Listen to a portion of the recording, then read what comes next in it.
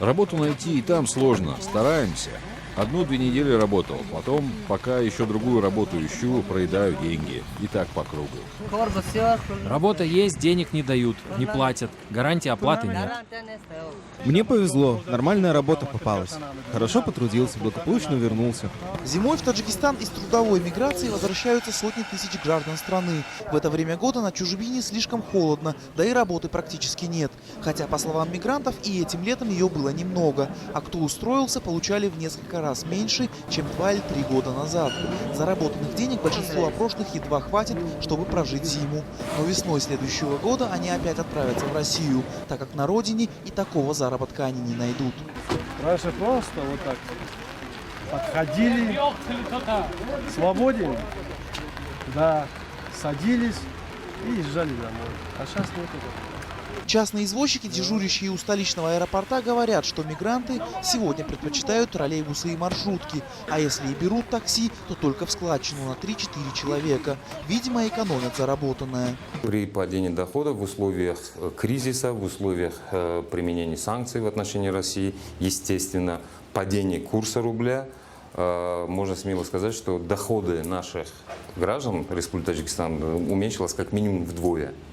Соответственно, это наложилось, и при обращении граждан в наш центр об этом говорят сами потенциально трудящиеся мигранты, члены их семей, о том, что даже невыгодно получается выезжать в трудовую миграцию, допустим, в Российскую Федерацию, потому что как бы не оправдывай цель. Доходы трудовых мигрантов упали еще из-за расходов на оформление документов, экзамены на знание русского языка, истории и права, оформление патента, медицинского полиса могут занять до месяца, в течение которого нужно на что-то жить, а работать нельзя. По данным на август этого года, налоговые отчисления мигрантов по Москве превысили в 2 с лишним раза поступления от нефтяных компаний. Из-за низкого уровня образования, отсутствия профессиональных навыков, многие из них вынуждены соглашаться на любую работу, даже на самую черную.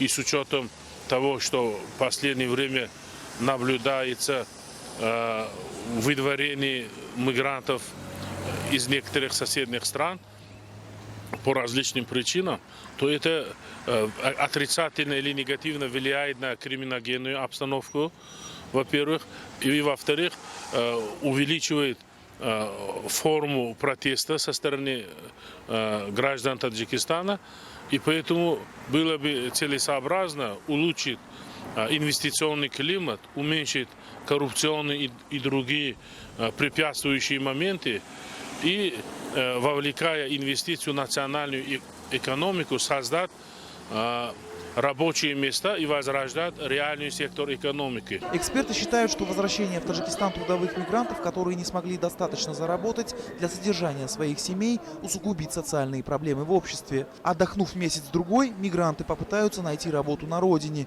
Кто-то займется нелегальным частным извозом, а кто-то пополнит рынок чернорабочих, который есть практически около каждого базара в Таджикистане.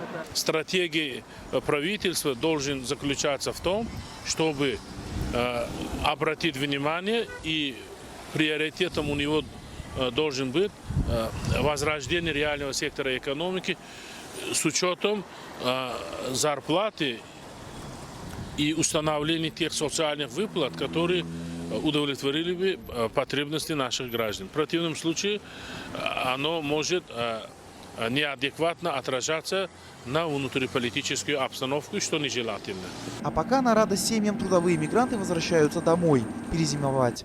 Анушер Волнарипов, Насим Исамов. Настоящее время. Таджикистан.